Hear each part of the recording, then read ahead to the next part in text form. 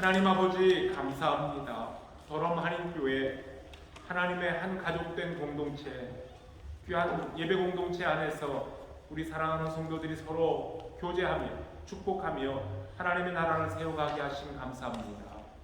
이제 또 더럼에 와서 3년 동안 열심히 공부하고 모든 학업을 마무리하며 고국으로 돌아가는 장순현 형제를 저희들이 주의 이름으로 축복합니다. 이제껏 인도하신 하나님 감사합니다. 함께 예배하며 주를 섬기며 성도의 교제가 있었습니다. 수고한 그의 귀한 손길과 그의 사랑을 주님께서 기억하시고 이제 앞으로 졸업하고 세상을 향해 사회를 향해 나아갈 때에 우리 하나님이 필요로 하는 귀한 일꾼으로 세상을 변화시키며 하나님 나라를 세워가는 귀한 아들로 지켜주시기를 간절히 바랍니다. 좋은 소식들이 계속 오고 갈 수 있는 복도 허락하여 주시고 이제 또 내일 한국을 향해 떠나가는 먼 길도 여행길도 안전으로 지켜주시기를 원합니다.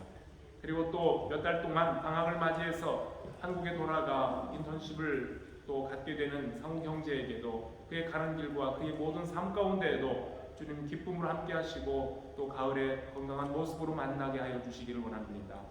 하나님 여기에 같이 예배하고 싶지만 오늘 몸이 아파서 참석지 못한 우리 가족들이 있습니다. 원치 않는 또 코로나 확진으로 인해서 함께 예배하지 못하는 우리 강희옥 집사님 기억하시고 위로하시고 건강으로 속히 회복시켜 주시기를 간절히 소원하며 김영옥 집사님 그리고 또 오승희 사모님도 하나님 그 연약한 가운데에 몸도 마음도 강건하게 채우시고 주를 바라보며 하나님이 주시는 은혜 속에서 어디에 있든지 주님을 찬송하며 감사한 삶이 넘쳐나게 하여 주시고 언젠가 주님과 함께 이 자리에서 저희들이 함께 예배하는 그날을 소망하며 기도합니다. 복의 복으로 도와여 주시기를 원합니다. 더럼을 떠나 있는 여행 중에 있는 가족들 어느 자리에 있든지 지켜주시고 오고 가는 소식이 기쁨으로 안내하게 하시며 저희들과 같이 이 자리에서 함께 예배하는 복된 시간들 허락하여 주시기를 간절히 바랍니다. 사랑하는 주일학교 어린이들 주의 말씀 가운데에서 든든히 서가게 하시고 가정에서 또 교회에서 부모님과 선생님들을 통해 말씀으로 기도 가운데 찬양 가운데에 잘 자라나서 하나님 나라를 세워가는 자녀들 되게 하시고 우리의 청소년들 하나님께서 주신 은혜대로 지혜를 주시고 10대의 시기를 주님과 동행하며 말씀과 동행하면서 세상을 향해 나아갈 준비할 수 있는 복된 자녀들 되게 하여 주시옵소서. 오늘도 저희들 주 앞에 나와 함께 한 마음으로 경배케 하심을 감사드리며 예수 그리스도의 이름으로 기도합니다. 아멘. 주일학교 어린이들은 선생님과 같이 이동하겠습니다. 오늘 말씀을 같이 찾아봅니다. 베드로전서입니다. 신약성경 베드로전서 제3장 1절로부터 7절에 있는 말씀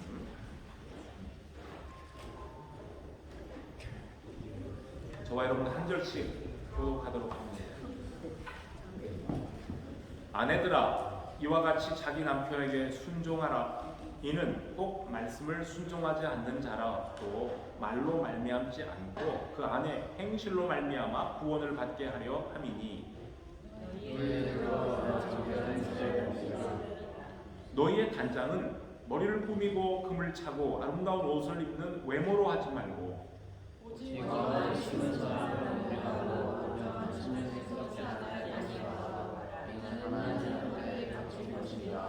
전에 하나님께 소망을 두었던 거룩한 부녀들도 이와 같이 자기 남편에게 순종함으로 자기를 단장하였나니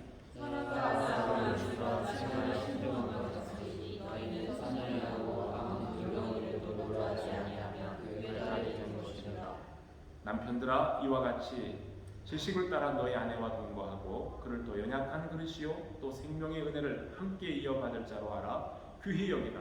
이는 너희 기도가 막히지 아니하게 하려 함이라. 아멘. 이 말씀을 가지고 아내들아 남편들아 하는 제목으로 오늘 말씀을 나누고자 합니다. 같이 기도하겠습니다. 하나님, 저희들이 이 시간 주님의 말씀을 듣습니다. 우리의 마음을 열고 우리의 귀를 열고 하나님의 말씀을 잘 마음에 담게 하시고 그 말씀이 원하는 성도의 거룩한 삶을 힘쓰는 종들 되게 하여 주시옵소서. 가정들을 지켜주시고 우리의 가정이 예수 그리스도를 머리로 삼고 주인 삼아서 하나님이 원하시는 거룩한 아름다운 교회 공동체가 되고 천국이 될 수 있는 복 허락해 주시기 원합니다. 예수님의 이름으로 기도합니다. 아멘. 한국에서 5월에 가정의 달이기 때문에 아무래도 한 번 정도는 더 우리 성도들과 같이 가정에 관한 말씀을 나누는 것이 좋겠다 여겨서 오늘 베드로전서에 나와 있는 이 말씀을 가지고 아내들에게 주시는 하나님의 말씀, 그리고 남편들에게 주시는 하나님의 권고의 말씀을 같이 상고해 보고자 합니다. 가정을 가진 분들도 있지만 여기 우리 청년들은 아직 시집장가 가지 않은 예비 남편들, 예비 아내들이 있으니까 독신으로 살 것이 아니라면요. 그러나 우리가 가정을 갖게 될 경우에는 아내들로서의 그리고 남편들로서의 책임이 무엇인지 성경이 주시는 지혜와 또 말씀을 봅니다. 그리고 현재 남편들이신 분들, 현재 아내들이신 분들은 어떻게 내가 가정 속에서 맡겨진 사명을 감당해야 될지, 사람의 말이 아니라 하나님이 주시는 주의 종들을 통해서 선포하신 이 말씀을 같이 묵상하면서 여러분들의 가정이 복된 가정이 되기를 소망합니다. 오늘 우리가 같이 읽었어요. 베드로의 편지입니다.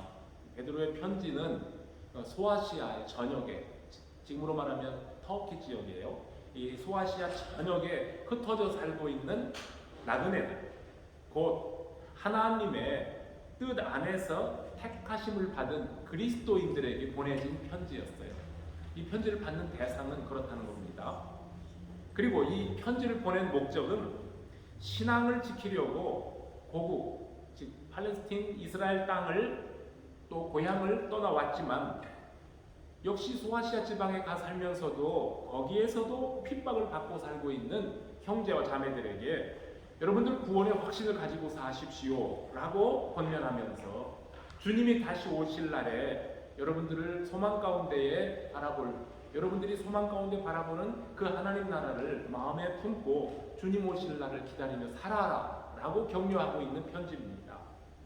고국을 떠나서 흩어져 살고 있는 디아스포라들에게 보낸 편지이기 때문인지 베드로 전서를 읽어보면 나그네 또는 행인, 타국인 이런 용어들이 자주 반복해서 나옵니다.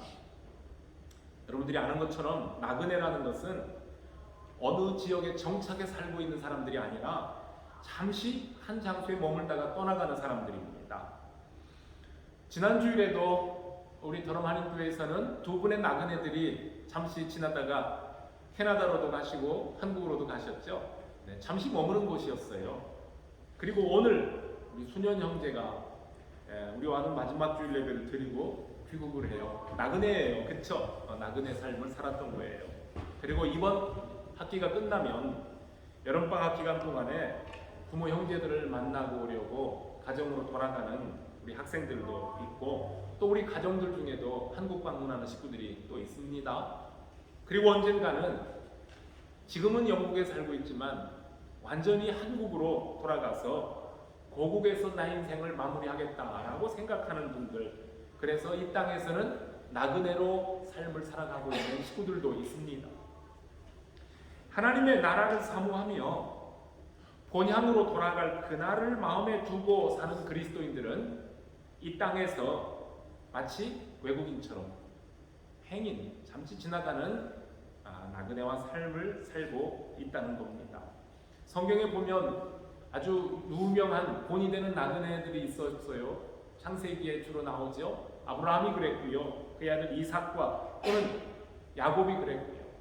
모세 그리고 많은 선지자들, 모든 믿음의 선배들이 나그네의 삶을 나그네의 의식으로 살다가 주님 부르실 때에 본향으로 다 돌아갔습니다.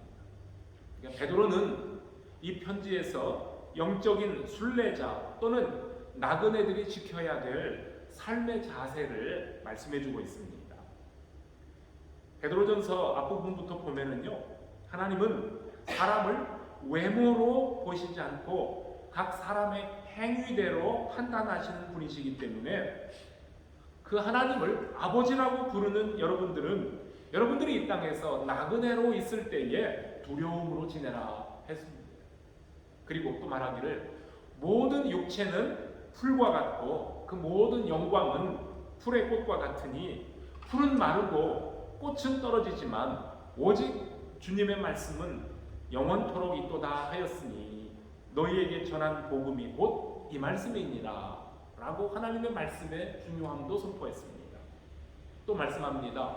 사랑하는 자들아, 거류민과 나그네 같은 너희를 권하노니 영혼을 거슬러 싸우는 육체의 정욕을 제어하라. 너희가 이방인 중에서 행실을 선하게 가져 너희를 악행한다고 비방하는 자들로 하여금 너희의 선한 일을 보고 그가 오시는 날에 하나님께 영광을 돌리게 하려 함이라. 이런 말씀을 했어요. 자, 이러한 내용들이, 베드로가 앞부분에서 한 내용들이 하나님께 부르심을 입은 성도들이 이 땅에서 나그네로 살아가는 방식입니다. 여러분, 분명히 그리스도인들은 이 세상에 주님을 알지 못하는 사람들의 살아가는 방식과 다릅니다. 사도 바울이 이교도들의 풍습이 아주 강한 지역에 살고 있던 에베소 지역의 에베소 교회 성도들에게 보낸 편지 속에서도 너희가 부르심을 입은 성도답게 거룩한 삶을 살아야 된다라고 했던 것처럼 베드로 역시 같은 말을 하고 있는 겁니다. 여기에 성경에 보면은요, 베드로서나 또는 에베소서에 거룩함이라는 말이 반복되는데요. 거룩함이라는 것은 구별이 되어 있다는 뜻이고요. 구별됐다는 것은 서로 다르다는 뜻입니다. 하나님을 모르는 이방인들과는 달리 하나님을 의식하며 하나님의 거룩하심을 닮아 사는 것, 그것이 바로 성도들이 사는 삶의 방식, 거룩한 삶입니다. 이마에 뿔이 달린 사람들만 모여 사는 동네가 있다고 합시다. 그런데 그 뿔 달린 사람들끼리 모여 사는 동네에 저와 여러분처럼 이마가 매끈한 사람들이 들어가면 저 이상한 놈 왔다 그럽니다. 비정상이라고 해요. 그들이 우리를 보고 비정상이라고 할 겁니다. 여러분, 육체의 정욕을 따라 살던 이방인들의 눈에는 자기들처럼 저렇게 재미있게 멋지게 멋있게 그렇게 살고 행동하지 않는 그리스도인들의 삶의 방식이 이상하게 보였습니다. 비정상이라는 겁니다. 죄를 죄로 여기지 않고 방탕하게 막 살아가는 사람들, 함부로 삶을 살아가는 사람들에게는 그리스도인들의 단정하고 고상한 삶의 방식이 아주 낯설고 눈에 거슬렸습니다. 그래서 초대교회 성도들이 고통받았다는 것 중에 하나는 기독교인들의 삶의 방식이 다른 사람들의 생활 방식과 달랐기 때문에 기독교인들을 미워했고 그들을 배척했고 심하게는 핍박까지도 했습니다. 베드로의 편지를 받은 1세기의 성도들은 지금 우리가 살고 있는 시대와는 비교도 되지 않을 정도로 종교적인 핍박이 많았고 정치적으로 경제적으로 많은 어려움 속에 살던 사람들이었습니다. 사실 지금도 북한 땅이나 또 아프간처럼 비인간적이고 무자비한 이런 정치 집단의 폭정 아래 고통스럽게 살아가는 사람들도 있습니다. 오늘날 북한이나 또는 중국 공산 정권의 통제 아래 살고 있는 기독교인들은 이방인들의 핍박을 무릅쓰고 믿음을 지켰던 1세기의 성도들의 고통스러운 삶과 비교할 수가 있을 겁니다. 바로 이러한 고난의 삶, 어려운 삶 속에서 신앙생활을 하는 성도들에게 사도 베드로는 참고 선을 행하여 하나님께 영광을 돌리십시오라고 권면을 하고 있습니다. 예수를 믿는다는 이유 때문에 문총과 멸시를 당하며 핍박을 받는 성도들이 어디에 가서 평안, 위로를 누릴 수 있겠습니까? 다른 곳이 아니라 바로 가정이고요. 그리고 성도들의 모임인 교회입니다. 같은 신앙을 가지고 함께 기도하며 한 방향을 바라보며 나그네의 길을 걸어가고 있는 부부들이 서로에게 위로가 되고 격려가 되고 기쁨이 되어야만 했습니다. 오늘의 본문은 그런 목적에서 전해진 위로와 소망의 편지입니다. 여러분, 가정은 하나님께서 주신 안식, 평안의 자리, 안식의 터전입니다. 가정은 회사나 학교에서 받은 스트레스를 막 쏟아내는 장소가 아닙니다. 아내와 남편은 밖에서 쌓인 스트레스나 피곤함을 가정까지 끌고 와서 서로 으르렁대며 고함치며 싸우는 사이가 아닙니다. 거기다가 아이들을 윽박지르고 막 소리 지르는 가정이라면 부부와 자녀들이 어디에 가서 평안, 참된 안식을 얻을 수 있겠습니까? 여러분, 손님이 오시면 보통 편하게 계세요, 편하게 하세요 라고 할 때에 영어에서는 뭐라고 합니까? Make yourself at home. 참 발음이 안 좋아요. 근데 집에서 하는 것처럼 하세요, 그러죠? 자, 내 집에서 행동하는 것처럼 편안하게 하세요 라는 뜻입니다. 그만큼 내 집은 편안한 곳이라는 거예요. 존 하워드 페인이 지었던 시, 너무나 유명한 홈 스위트 홈이라는 노래가 있습니다. 전 세계 사람들이 좋아하는 노래 가운데 하나입니다. 가사 내용이 뭐죠? 즐거운 곳에서는 날 오라 하여도 내 쉴 곳은 작은 집, 내 집뿐이니 내 나라, 내 기쁨, 길이 쉴 곳도 꽃 피고 새 우는 집, 내 집뿐이니 오 사랑 나의 집, 즐거운 나의 벗, 내 집뿐이니. 이렇게 아름다운 가사의 내용으로 노래를 지었어요. 참 사랑받는 노래입니다. 세상에 아무리 좋은 곳이 많다 해도 가장 편안한 곳은 내 집입니다. 여기서 말하는 내 집은 가정을 말하는 겁니다. 사랑하는 가족이 있는 내 집이 나를 가장 편안하게 해주기 때문입니다. 성도 여러분들의 가정이 세상에서 가장 즐거운 나의 집, 나의 벗이 되기 바랍니다. 이렇게 편안한 가정은 서로 아끼고 존중하며 사랑하는 부부와 그리고 자녀들이 함께 만들어가는 곳입니다. 그리고 그 가정의 중심에 예수 그리스도께서 주인으로 계십니다. 그런데 이처럼 행복하고 편안해야 될 가정이 싸움터가 되어버리고 지옥처럼 변하는 경우가 상당히 많습니다. 가정의 주인이 떠났기 때문입니다. 하나님이 주인 되심을 인정하고 부부와 자녀들이 주 안에서 서로 복종, 서로 순종하며 살아야만 되는데 진짜 주인을 제쳐두고 남편과 아내가 서로 주도권 잡겠다고 대결을 벌입니다. 어떤 집은 돈이 주인 노릇을 해요. 그리고 어떤 집은 아이들이 왕 노릇을 합니다. 지나치게 과열된 자녀 교육 문제나 경제적인 압박감이나 배우자들의 성적인 부도덕 때문에 가정들이 몸살을 앓고 무너져갑니다. 가정을 무너뜨리려는 사탄의 계략은 도를 넘어도 한참 넘었어요.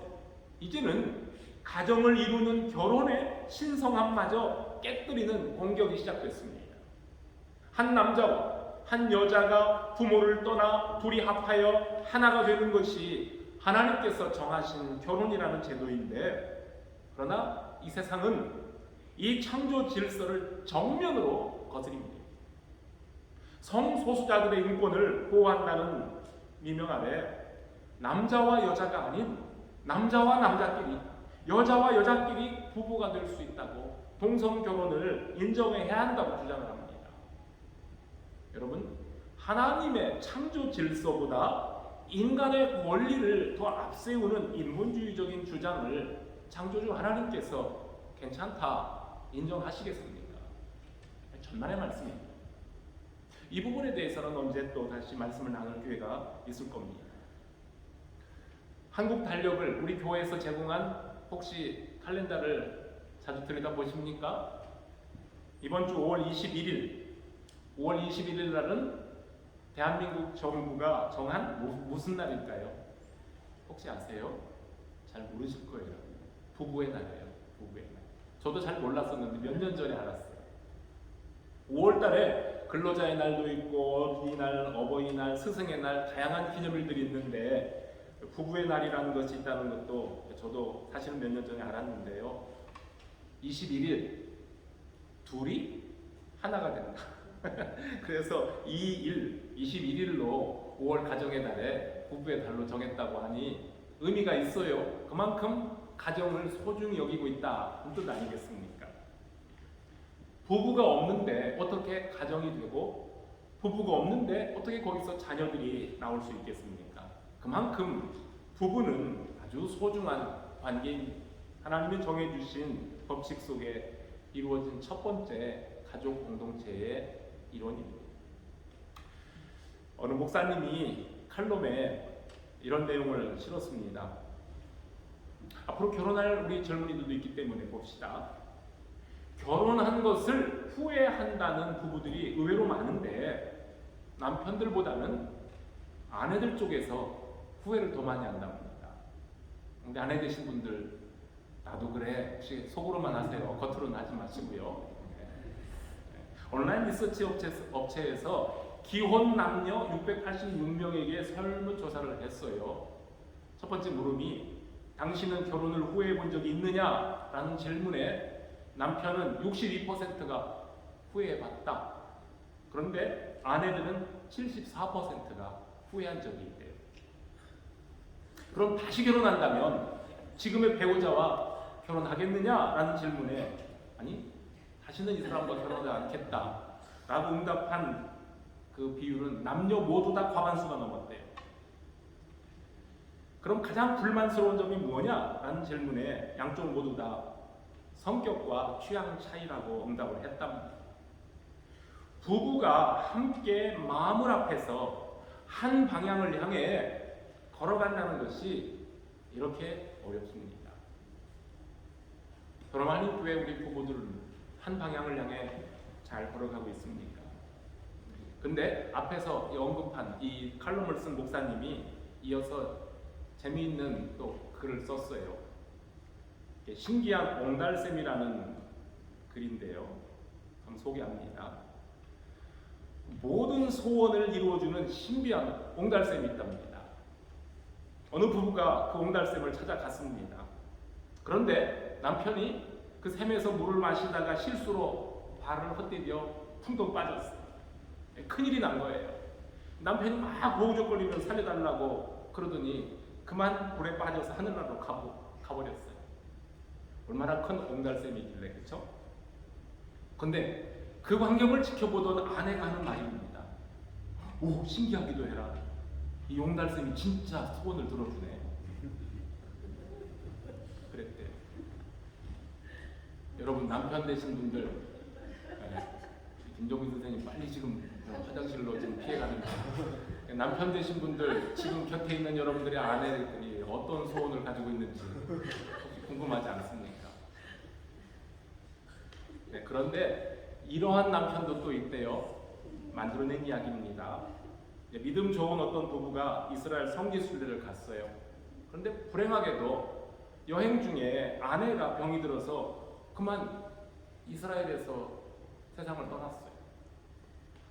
이스라엘 장의사가 하는 말이 당신의 아내 시신을 한국으로 옮기려면 비용이 1,000만 원 정도 드는데 여기 이스라엘 땅에 묻히면 100만 원이면 됩니다. 그러니 이 은혜로운 성지 이스라엘 땅 예루살렘에 아내를 묻으면 얼마나 좋을까요? 적극 추천을 한 겁니다. 1,000만 원 대 100만 원. 그런데 믿음 좋은 남편은 비용이 아무리 많이 들어도 좋으니 아내의 시신을 꼭 한국으로 옮기겠다고 합니다. 그러면서 장의사에 귀회되고 속삭이듯이 하는 말이 이곳은 죽은 사람이 살아난 적이 있다던데요. 부활할까봐 걱정이 된 거예요. 여러분, 웃자고 만든 이야기인데요. 이런 이야기들 속에 뼈가 있는 거예요. 뼈가. 아내와 남편들에게 권하는 오늘 본문의 말씀에 이와 같이 하라는 말이 몇 번 반복됩니다. 이와 같이 하라는 것은 앞에서 사실은 베드로전서 초두에서 베드로가 먼저 소개했던 말씀을 포함한 내용입니다. 하나님께서 인간 세상에 세우신 모든 제도들을 존중히 여기고 그 권위에 순복하라는 말이었어요. 국가를 세우고 군세자들을 세우셨는가 하면 가정을 만들어 주시고 남편과 아내로서의 책임과 의무를 맡겨주셨습니다. 사도 바울도 에베소의 교인들에게 권면했던 것처럼 베드로는 역시 동일한 말씀을 하고 있습니다. 사도 바울은 결혼하지 아니한 평생 독신으로 살았던 사람입니다. 그리고 베드로는 결혼을 했던 사람입니다. 그런데 두 사람이 결혼의 환경은 다르지만 아내와 남편에게 권하는 말씀의 핵심, 정신은 똑같습니다. 바로 이런 것이 성경의 통일성이기도 합니다. 신약을 기록한, 특히 신약의 서신서들을 기록한 사람은 여러 명이지만 그들이 전하고자 하는 중심의 메시지는 항상 동일합니다. 성경의 중심에는 예수 그리스도가 계시고 모든 성경은 예수 그리스도가 어떤 분이신가를 우리에게 알려주시는 하나님의 말씀입니다. 그래서 누구든지 성경에 기록된 예수 그리스도를 구주로 믿고 말씀을 순종하며 살면 영생의 복이 있습니다. 부부가 함께 예수 그리스도를 본받아 주님이 하신 것처럼 하면 복이 있다는 겁니다. 자, 베드로가 부부에게 권한 말씀을 자세히 들여다보면 두 사람 중에 보다 강한 자가 약한 자를 배려하고 섬기라는 뜻이 담겨져 있습니다.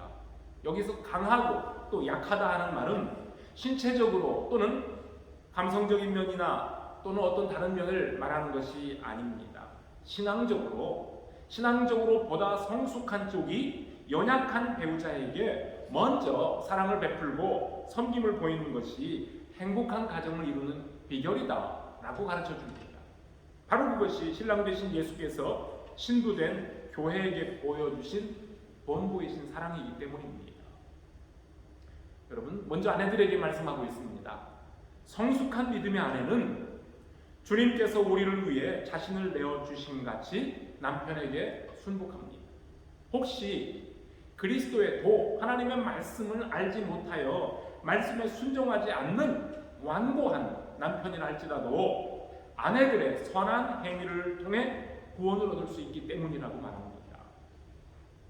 교회를 먼저 다닌 아내가 남편보다 어쩌면 성경을 많이 알 수도 있고 열심도 앞서며 기도도 잘할 수 있습니다.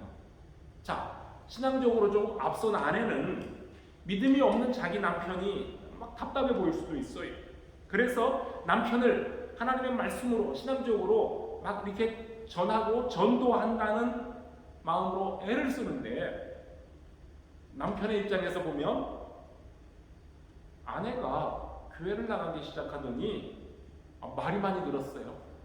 말도 늘고 뭐 그냥 늘 남편을 가르치려고 하는 그런 행동이 도무지 마음에 들지 않는 거예요. 그렇기 때문에 아내가 무슨 말을 하려고 말을 꺼내기 시작하면 아예 귀를 꽉 막아버리고 대꾸를 하지 않습니다. 대화가 안 돼요. 왜냐하면 남편으로서 자존심이 상한 거기 때문에. 자, 베드로가 말합니다. 아내들이요, 말이 아닌 행위로 그리스도의 도를 전하기 바랍니다. 우리는 나를 위해 고난을 당하고 십자가에 죽으신 그 사랑으로 고침을 받은 사람들입니다. 그 사랑을 남편에게 행동으로 보여주기 바랍니다. 불신 남편이지만 예수 믿는 아내의 경건하고 정결한 행위를 항상 지켜보고 있습니다. 그러므로 여러분들의 머리를 꾸미고 화려한 옷을 입으며 금으로 치장하는 것으로 하지 말고 온유하고 정숙한 마음가짐으로 여러분들의 속사람을 아름답게 장식하십시오. 이것이야말로 하나님 보시기에 가장 값진 것이며 여러분들의 남편들도 그런 아름다움을 보고 하나님을 믿게 될 것입니다. 라고 권면을 합니다. 사소한 일 때문에 부부간에 섭섭해하고 불편이 생길 수도 있습니다. 뭐 부부싸움이 뭐 대단한 것 때문에 시작됩니까? 별것 아닌 것으로 시작할 수 있어요. 아침에 일어나면 누가 이불을 정돈하느냐 하는 문제로 신혼 초부터 티격태격하던 신혼부부가 있었답니다. 근데 얄밉게도 이 남편은 잠을 자고 나면 자기 몸만 쏙 빠져나가는 거예요. 하루 이틀도 아니고 계속해서 남편의 하는 행동이 아내에게 눈에 거슬렸어요. 그런데 제자 훈련을 받고 있던 이 아내가 하루는 제자 훈련을 하는 인도자 목사님께 목사님, 누가 이불을 개는 게 맞아요? 라고 물었어요.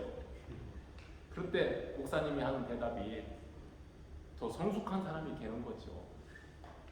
그랬답니다. 그 말을 듣고 집에 돌아온 아내는 목사님에게 들은 말을 남편에게 전했습니다. 여보, 날마다 이불을 개는 내가 더 성숙한 그리스도인인 것 같아. 이런 자랑하는 투로 말을 전한 거예요. 자, 그 후로 그 집에 어떤 일이 벌어졌겠습니까? 그 다음날부터 매일 아침 남편이 알아서 이불을 개더랍니다. 여러분, 부부의 행복, 가정의 행복은 이처럼 성숙한 사람들이 함께 만들어가는 것이라는 뜻 아니겠습니까? 베드로는 이번엔 남편들에게도 권면합니다. 남편들도 이와 같이 아내를 잘 이해하며 함께 살아가길 바랍니다. 어떻게 하라는 겁니까? 하나님께서 가정이라는 제도를 만드시고 남편을 가정의 머리로 책임자로 세우셨으니 남편들은 아내를 더 연약한 그릇이며 생명의 은혜를 함께 상속받을 사람으로 알고 귀하게 여기라는 겁니다. 그래야 여러분들의 기도가 막히지 않습니다. 한글 성경 잘못 읽으면 숨 막힌다고 생각할 수도 있는데 그게 아니라 하나님께 드리는 기도가 막히지 않을 겁니다. 만일 여러분 남편들이 아내들보다 성숙한 신앙인이라면 가정의 질서와 경건한 삶이 훨씬 원만하게 자리를 잡을 수 있을 겁니다. 남편들이 손을 들어 하나님 앞에 기도하며 가족들을 축복하는 제사장의 역할을 맡았으니 그 남편이 아내와 자녀들로부터 존경과 인정을 받아야 하나님께 올리는 기도가 막히지 않고 즐거움으로 축복할 수가 있습니다. 그런데요, 혹시 아내가 아직은 신앙적으로 미성숙할 경우가 있습니다. 그럴 경우에는 남편들의 책임이 훨씬 더 무거워집니다. 그런데 아내는 남편과 동등한 인격으로 지음을 받은 동반자입니다. 감성과 신체는 물론이고 신앙적으로 아직 연약한 아내를 너그럽게 이해하는 마음으로 보호하고 지켜줘야 아내의 신앙이 자라가는 데 도움이 됩니다. 우리 주님께서 우리의 연약함을 친히 담당하시고 우리의 약점을 덮어주셨던 것처럼 우리 남편 된 사람들은 연약한 그릇인 아내를 사랑으로 감싸주는 성숙한 믿음을 날마다 보여주시기 바랍니다. 저희 가정 이야기를 하고 말씀을 마칠까 합니다. 이번에 어머님 돌아가시고 장례식 참석하며 또 장례식 이후에 가족들과 그리고 우리 부친과 함께 지내면서 느꼈던 겁니다. 친구처럼 또는 동역자로 거의 65년이라는 세월을 목회자의 아내로 살다가 먼저 하늘로 가신 우리 어머니를 추억하면서 가족들을 위해 우리 부친이 이렇게 기도를 하실 때 가끔 울먹이시며 어머니 생각에 아내 생각에 울먹이시던 그 제 부친의 기도 소리가 지금 귀에 쟁쟁합니다. 1, 2년이 아니고 65년 세월이니 긴 세월 아니겠습니까? 긴 세월 함께 교회를 위해서, 성도들을 위해서, 가족들을 위해서 그렇게 살아왔던 분 중에 한 분이 먼저 떠나가시니 얼마나 허전하고 아쉽겠습니까? 여기 남편 되신 분들, 저도 남편입니다. 남편들은 내 아내가 이 땅에서 나그네 삶을 살아갈 때 나랑 함께 걸으며 평생토록 서로 위로하고 응원하며 격려하는 동반자라는 사실을 꼭 기억하시기를 바랍니다. 그냥 그 정도가 아니라 인생의 동반자일 정도가 아니라 나와 함께 영원한 생명의 은혜를 상속받게 될 동반자입니다. 하나님 나라를 소유하는 자들입니다. 그 나라를 함께 바라보며 그 나라를 아내와 함께 그리고 우리 아내된 자들은 남편과 함께 걸어가야 되지 않겠습니까? 하나님께서 돕는 배필로 주신 아내들을 귀하게 여기며 둘이 함께 주 안에서 행복한 가정을 만들어 가시길 바랍니다. 말씀에 순종하는 아내들과 말씀에 순종하는 남편들 그리고 여러분들의 가정 위에 하나님이 주신 기쁨이 충만하시기를 주님의 이름으로 축복합니다. 같이 기도하겠습니다. 하나님 아버지 감사합니다. 하나님 저희들에게 복된 가정 주심을 감사합니다. 남편으로서 아내로서의 책임을 주시고 특히 예수 믿는 성도들의 가정은 하나님이 주신 믿음의 공동체요, 천국이요, 그리고 아름다운 교회인 것을 저희들이 늘 기억하게 하시며 하나님께서 주시는 생명의 양식 공급받고 하나님이 주시는 복을 서로에게 나눠주며 가정이야말로 세상 그 어느 것보다도 가장 편안하고 가장 안락한 곳이 될 수 있도록 하나님의 은혜를 나누는 곳이 될 수 있도록 우리에게 주신 사명들을 잘 감당해 주시기 원합니다. 말씀으로 순종하며 서로를 격려하며 위로하게 하시고 하나님께서 주신 가정을 우리의 자녀들과 함께 아름답게 이루어감으로 세상의 많은 이들에게 우리 하나님의 그리스도의 위로와 사랑을 더 나누어줄 수 있는 복된 사랑의 공동체로 길러주시기를 간절히 바랍니다. 오늘도 여기 머리 숙인 사랑하는 가족들, 남편 된 분들, 아내 된 분들, 그리고 우리의 자식들, 그리고 앞으로 결혼하게 될 젊은이들 모두에게 하나님이 약속하신 가정의 복을 소망하며 오늘도 주신 사명 잘 감당하는 귀한 성도들 되기를 소원하며 예수 그리스도의 이름으로 기도합니다.